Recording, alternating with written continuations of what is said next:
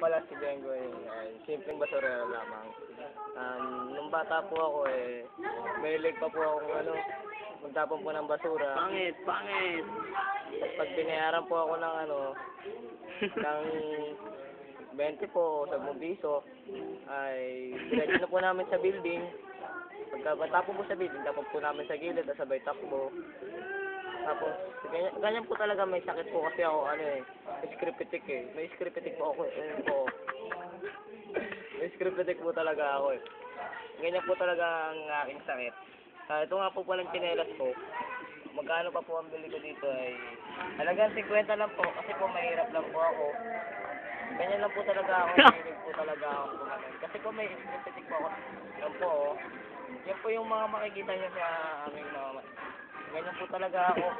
Hindi po nawawala yan. Ganyan lang po talaga ako.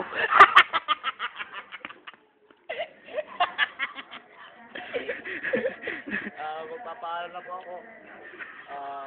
Ako nga pala po si Tabok ng Tabuyaw. Ganyan po talaga ako. Mawala paulit-ulit